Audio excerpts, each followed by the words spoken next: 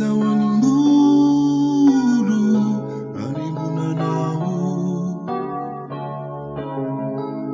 Nifilata kiniurana Au watafutanu Firitu kinirivu chawa Chacha kwao Ralata kaniurana Zanya vakwizani Dezawani mbulu Anibuna nao Tomitunda tiyayi Nandira kachani Natunga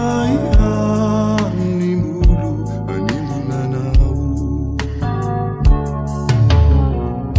Nifio mitulugu Torek sadi Kinimani na tumiantua tulava Nifeu mituluku torek sadi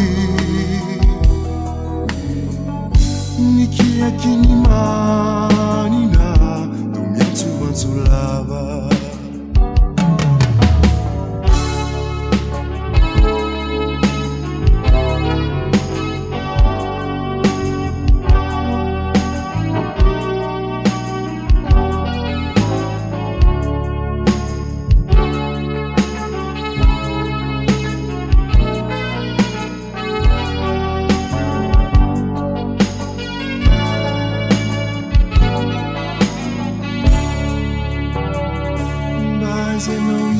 Zenoizau Zanyululizani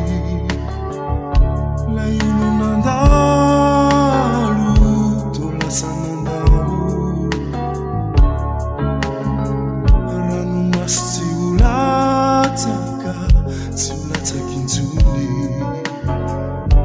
Avana uwavi Aniba nifelana Anenole nandanga Ilani tantara Uwavi furunina Uwavi tisi Nifutona ulani Nifyana kuwavi Uwavi yaninuna Tomantu ndava Nifeu mituluku torek sadi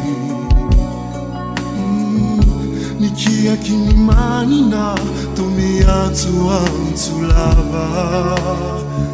Nifeu mituluku torek sadi Oh oh Nikia kinimani na tumiatu antulava Takani yurana Zanya vakwizani Dezawani mbulu